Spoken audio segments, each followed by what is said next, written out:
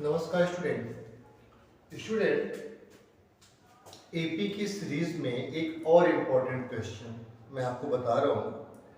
ये important question आप देखें और इसको समझें, क्योंकि इस तरह के क्वेश्चन एग्जाम में आते हैं और इस समय जितना भी आपको एपी बताया जा रहा है सब सिलेक्टेड क्वेश्चन है, एग्जाम में आना ही आना है। तो इस क्वेश्चन को देखें।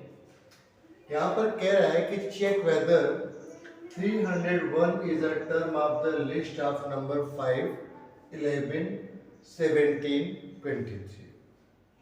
यहाँ पर एक नंबर है 301। 301 नंबर के लिए कह रहे हैं कि जो हमारे पास एपी की सीरीज दी हुई है, इनमें से अगर हम क्रमशः आगे बढ़ते जाएं तो एक नंबर ऐसा आएगा कि 301 होगा। ये बात कितनी सही है और कितनी गलत है, 301 आएगा भी या नहीं आएगा, ये आपको बताना है। मेरी बात समझ गए?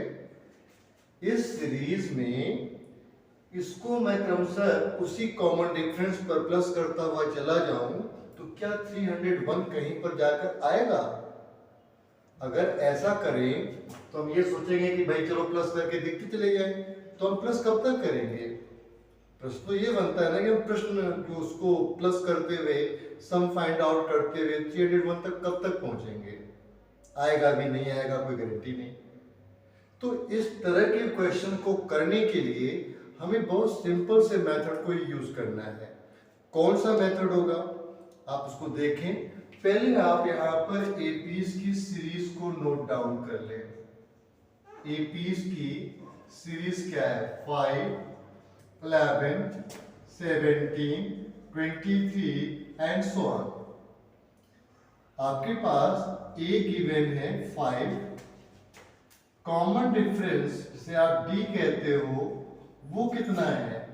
11 माइनस 5 इज इक्वल टू 6। एक बार और चेक कर लीजिए, 17 minus 11 is equal to 6।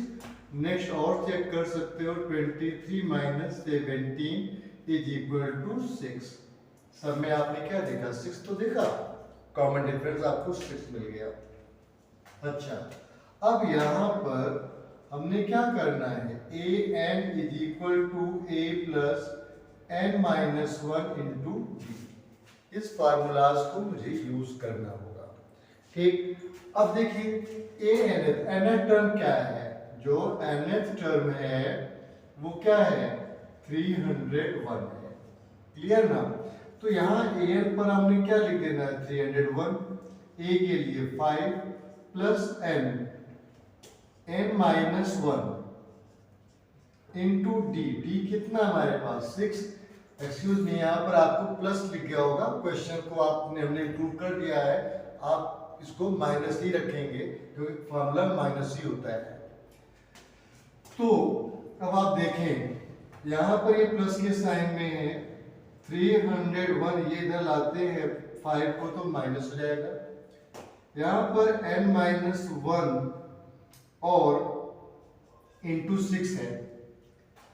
11 minus 5 equal to 6 और यहाँ पर 9, 296 हो गया बच्चे।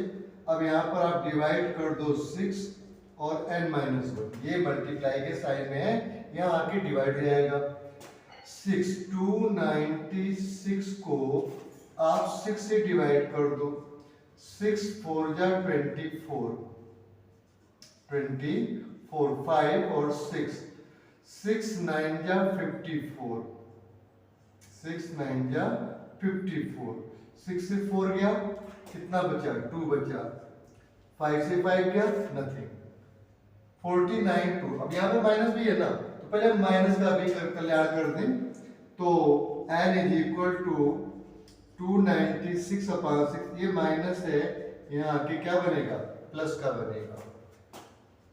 n इज इक्वल टू 296, 6 बन जा 6 अपॉन 6, 12, 9 1 10, 2 1 3, 302 अपॉन 6। इसको डिवाइड करें तो 2 से ये 15, 151 हो जाएगा, 2 3 जा 151 अपॉन 3। n की वैल्यू कितनी आ गई? 151 अपॉन 3। आप 151 को यहां पर 3 से डिवाइड करो बच्चे, तो 3 5 से कितना हो गया, 15 हो गया, और 50 होल 1/3 होगा। 50 whole 1/3 is not equal to 301। ये 301 के इक्वल नहीं है। या हम ये कह सकते हैं कि जहां पर यहाँ 301 नहीं आ रहा है तो यहाँ पर क्या हो जाएगा, ये 301 क्या टर्म है, नहीं है। तब आप आंसर में लिखें no 301 is not a term of the list of 5, 11, 17, 23 and so on. मेरा जो नंबर आएगा, मेरा जो आंसर आएगा, वो आंसर ये होगा कि 301 जो है वह इस लिस्ट का पार्ट नहीं होगा। इसमें कहीं से कहीं तक 301 आपको नहीं मिलेगा। इस तरह के क्वेश्चन बेटे एग्जाम में बहुत आते हैं। एग्जाम की प्रिपरेशन करो और मन लगा कर करो। कोई प्रॉब्लम है आप शेयर कर सकते हो। Thanks to watching.